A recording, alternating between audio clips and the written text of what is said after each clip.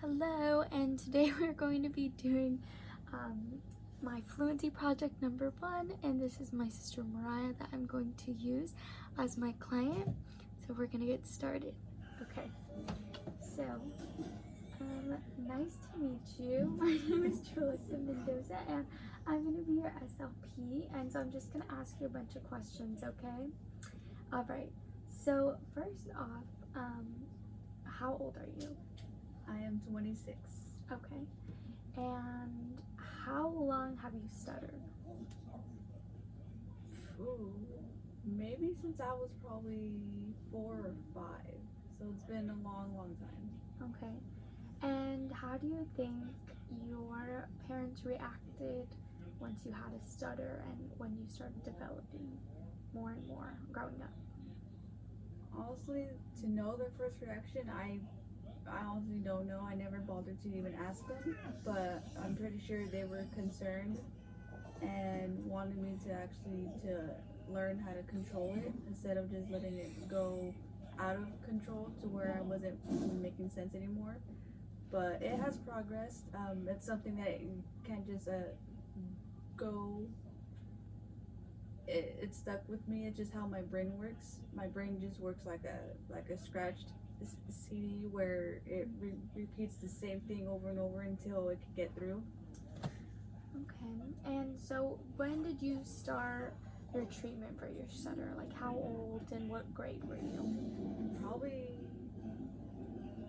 I would say kindergarten, but I don't really remember much going to a speech therapist in kindergarten. So I would say probably first grade. During school and after school, I would go after school to a speech therapist, and it went on all the way till junior high to like 8th grade year.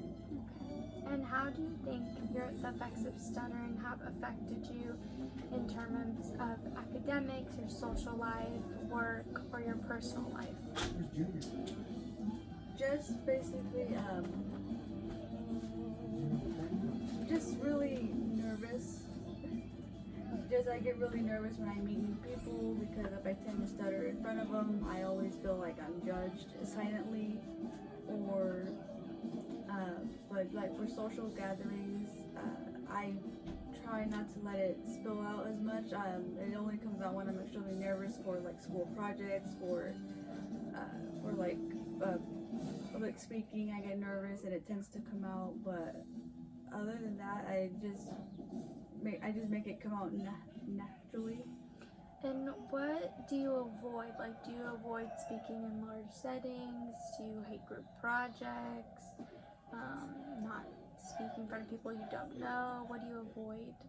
I really don't avoid anything. If I have to speak in front of a large crowd or group projects or a group presentation, I just do my best at it. I just take a deep breath and just think about what I'm gonna say and then just say it the best way that I can without stuttering.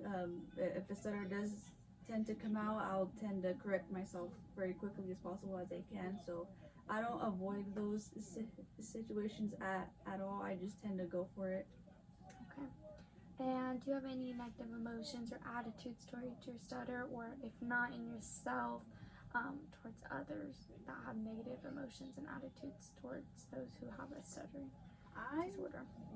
Naturally don't have it. I mean, I've been so used to it, just how the way I talk, but there's been times where I always imagine like how would my life would have been like if I never had it. Like how would I have been? Would I have more friends? Would I have not done this in school? But honestly, it never really bothered me. So I've always just found it just to have like a unique thing about me. Okay. And what are the reasonings for you coming to a speech therapist? What would you want to improve, or what would you want more help on? Just well, maybe just to learn how to control it a lot more often. I mean, I've learned how to in the past from my past speech therapist, but there's times where I forget to even like to take a breath and speak, because there's times where I'll just say something and then I tend to get stuck and then I can't stop myself before it's like it gets too late for me to stop. Okay. we're gonna do an oral facial exam, and I'm just gonna ask you to do a couple of things for me. So give me 1 second, so I just pull this up real quick, so we can do it.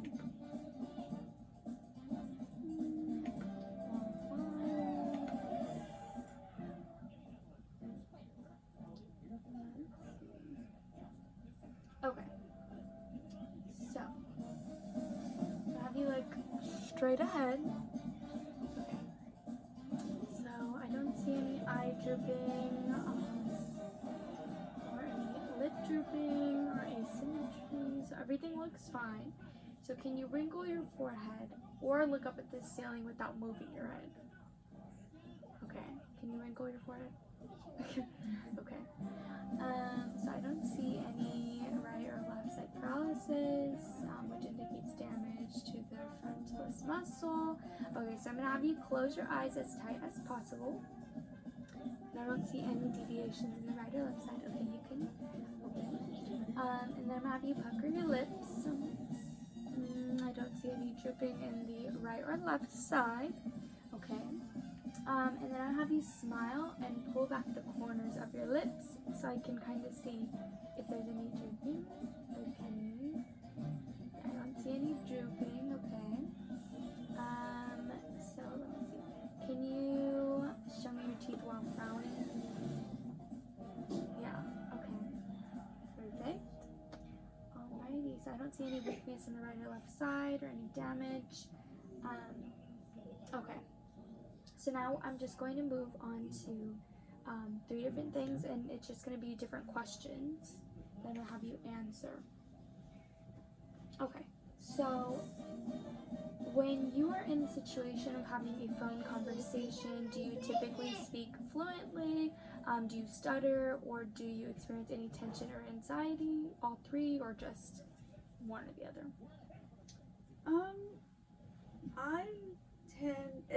It depends on the phone call. If it's a family or friend conversation, I'm naturally calm, but if it's for business or for important information, I tend to get more nervous. Okay. And when you're on the phone with your friends, do you speak fluently, stutter, or any tension or anxiety? I stutter. You stutter, okay. And let's see. When you're having a heated discussion on a controversial topic, like maybe politics or something that you don't agree on, do you speak fluently, or do you stutter or experience any tension or anxiety? I will say I speak fluently. Okay. And when you're talking to infants and babies, how do you? I will say fluently. Okay. And when you're justifying your actions to someone, do you stutter, speak fluently, or experience any tension or anxiety? Maybe stutter and like anxiety. Okay. And when you're narrating a personal experience, maybe some trip that you went on or something you experienced in your life, do you speak fluently, stutter, any tension or anxiety? I will say fluently. Okay. And let's see, when you're giving directions to someone, how do you think you speak? Or anxious or tension? I would say fluently. Okay. When you're asking someone for directions, what do you think? Maybe nervous. Nervous? Okay. Anxiety. When you're saying something in a hurry, how do you think? A stutter. Okay. When you're clarifying something you just said to someone, what do you think? It comes out more fluently. Okay. And when you're ordering in a restaurant, what do you think? I would say a little stutter. Okay. When you're giving a quick answer to a question, or a slick response, what do you think? I would say fluently. Okay. When you're singing a song, do you speak fluently, stutter, or any tension or anxiety? Fluently. Okay. When you're buying a ticket at a counter, or maybe even buying food at a stand, or ordering coffee or something, what do you think? I say stutter. Okay. When you're talking to your pet animals, Fluently. okay. Raising your hand in a group discussion, I would say fluently. answering questions in an interview, Fluently. Asking for a specific product in a store. I would say fluently. Talking with your significant other. I would say a little fluently and stutter. Okay. Giving a formal lecture to a group. I would probably say stutter. What about quickly interjecting your comment in a group discussion or a conversation? I think I would probably go with tension. Okay. And anxiety? Yeah. What about returning a phone call to someone who just called you and you missed it? I would say a little stutter. Let's see, maybe a conversation with a guy not being your boyfriend or something, just someone of the opposite sex. I would say stutter. And reading aloud in front of a group. I would say tension and anxiety. Okay. Alrighty. So we're gonna move to the next list that I have. Let's see. Okay. So let's see.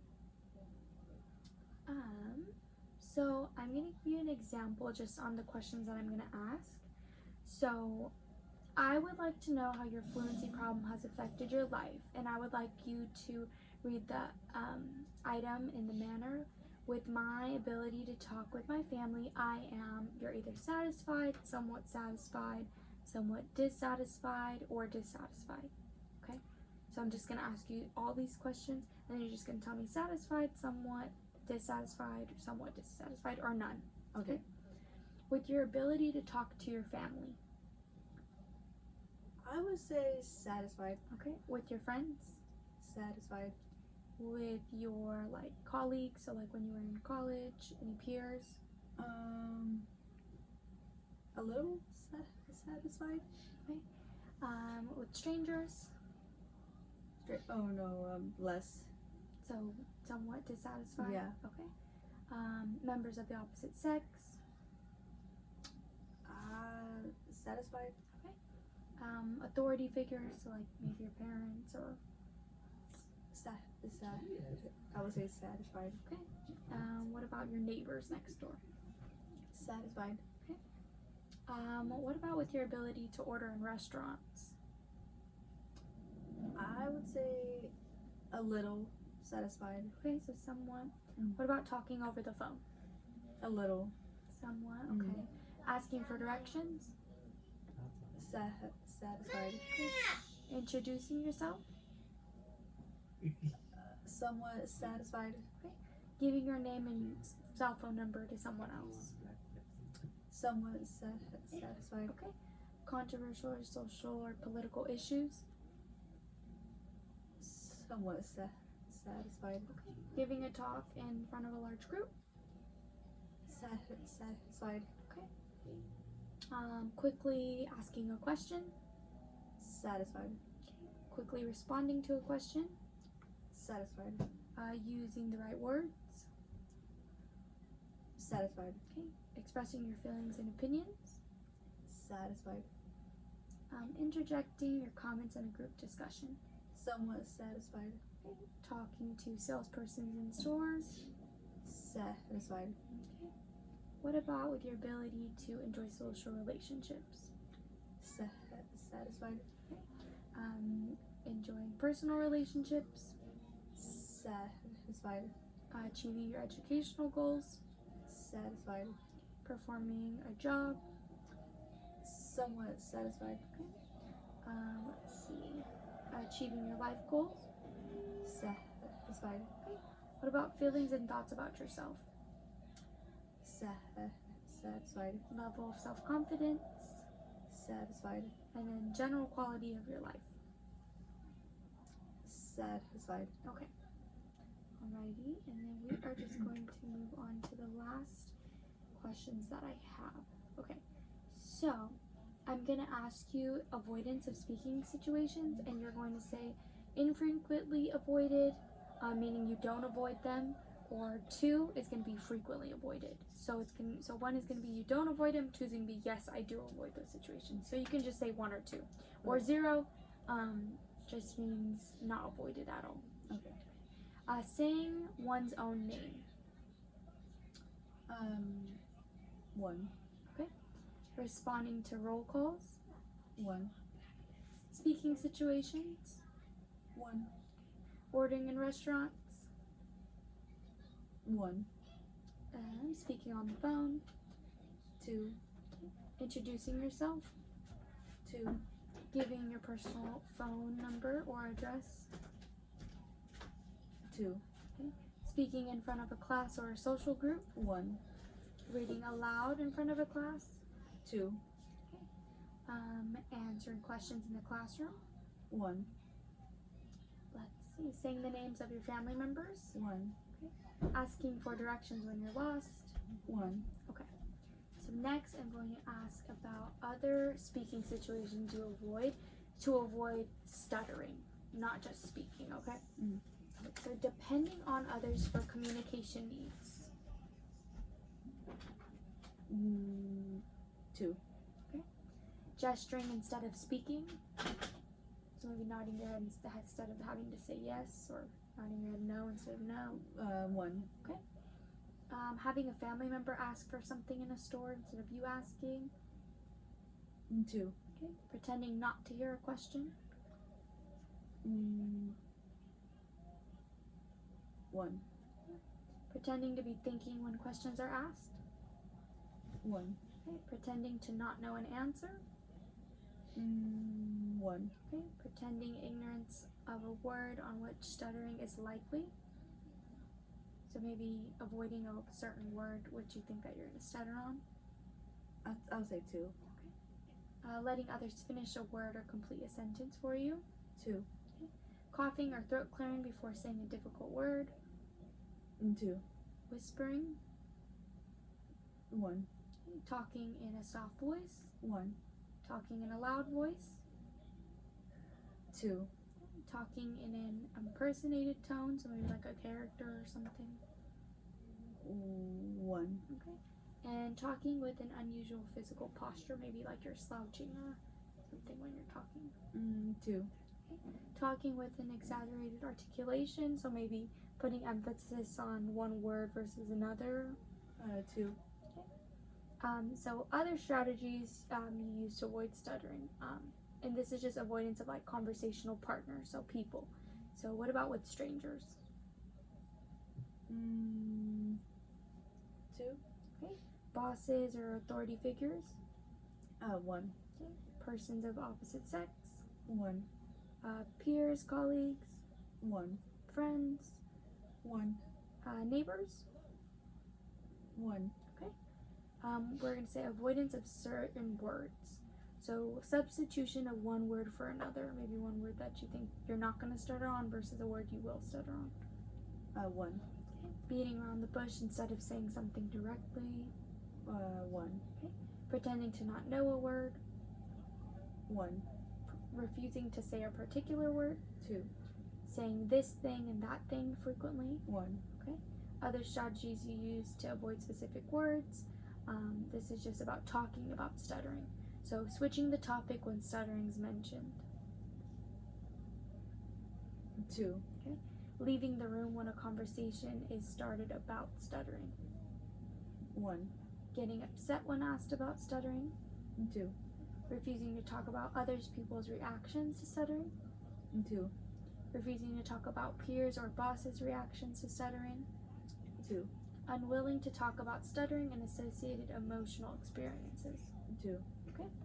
And then this is just about maybe avoidance of talking in general. So keeping quiet when someone asks you a question. 2. Avoiding discussion on controversial issues, maybe something you won't agree on or someone else will disagree on. 2. Not taking part in social conversations, maybe you just only talk to a few people instead of hopping into large groups of conversations. 1. Avoiding eye contact during conversation. 1. And reducing the amount of talking in general. 2. Alrighty, and that's everything that I have to ask for you today. Alright, thank you.